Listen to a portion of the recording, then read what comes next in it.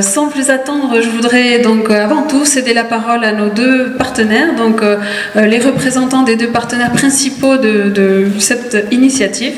Tout d'abord, Madame Salma Abida, qui est la présidente de l'instance nationale de lutte contre la traite en Tunisie, donc au sein du ministère de la Justice. Merci Madame Salma, on vous donnera la parole tout de suite.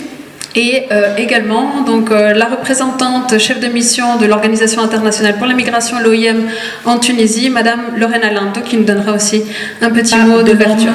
D'ailleurs, vous allez voir cette phrase dans le spot de notre campagne de sensibilisation.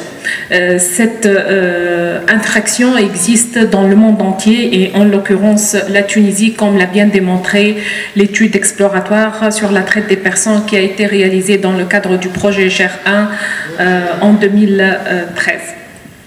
L'engagement de la Tunisie à lutter contre ce crime grave a débuté par la ratification de la Convention des Nations Unies contre la criminalité organisée et son protocole additionnel visant à prévenir, punir et réprimer la traite des personnes, en particulier des femmes et des enfants, en 2003, qui est l'instrument donc de base et de référence en matière de lutte contre la traite des personnes. L'engagement principal qui en découle de la ratification de ce protocole, c'est bien sûr d'avoir un cadre juridique suffisant pour conférer le caractère d'infraction pénale à la traite. Les personnes qui sont engagées dans le développement des scripts, donc des sujets, des différents phénomènes de la traite qu'on trouve en Tunisie. Donc il y avait quand même une petite recherche, analyse de quels sont les types des traites qu'on a retrouvés en Tunisie à ce jour. Et voilà que ce développement, ça a permis aussi de développer des mini-films, comme on a dit, il y en a 5, et un spot qui touche vraiment ce qui se passe en Tunisie. On n'a pas cherché de voir qu'est-ce qui se passe dans d'autres pays. La lutte contre la traite, ce n'est pas un phénomène qui reste voilà, national, c'est un phénomène malheureusement transnational où c'est important l'engagement de chaque pays en fait pour la lutte de ce phénomène. Les jeunes surtout, on trouve souvent des jeunes qui tombent dans des réseaux et souvent parce que voilà, on apprend des choses sur internet. Je crois que les social media sont très connus, ils ont beaucoup de points positifs, mais peut-être aussi ils arrivent à nous amener à des choix que peut-être c'est pas le bon choix, donc c'est attention, donc c'est sensibiliser. On ne dit pas il faut pas, je dis seulement faire attention et lire 3 fois quelles sont les propositions et s'il y a quelque chose qui ne ressemble pas vraiment le cas, on ne va pas vraiment s'entamer à un contrat et s'assurer que peut-être il faut sentir en fait ce qu'on pense nous-mêmes. Je crois que des fois on a notre 6e sens qui nous disent déjà de faire attention, donc je pense qu'il faut les écouter plus. Pour nous, en tant qu'OIM, ça fait depuis 2012 qu'on soutient la Tunisie dans la lutte contre la traite. C'est toujours avec voilà, le département d'État des États-Unis d'Amérique.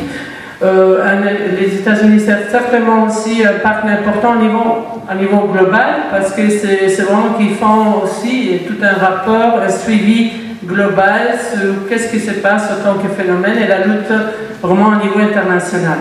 Et la Tunisie, qui a bien signé le protocole de Palerme, et aujourd'hui est en train vraiment d'arriver, j'espère bientôt, à une loi nationale. Ça permettra vraiment de donner les outils pratiques aux structures d'agir contre le phénomène de la traite.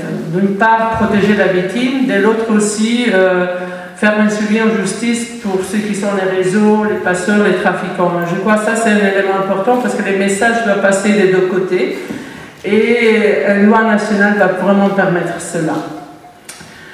Autant que phénomène de la traite, c'est très difficile à le voir, c'est un esclavage moderne, on n'a pas de statistiques claires et c'est ça qui en fait malheureusement ça ne donne pas toujours la réalité et l'ampleur du phénomène.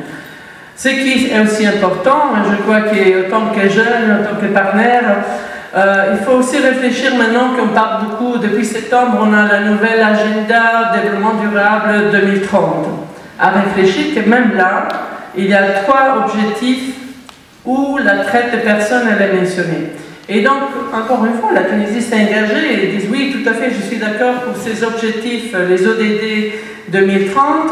Et voilà que ces actions sont parmi les actions à faire pour dire que moi aussi je ne reste pas avec les bras croisés, mais je fais mon mieux, je fais mes efforts pour m'assurer que les Tunisiens, que la Tunisie ne tombe pas dans des contextes où on protège nos jeunes. Donc je crois que aussi là, ce qu'on fait en tant qu'OIM, c'est une assistance technique, mais qui va dans le sens des priorités aussi.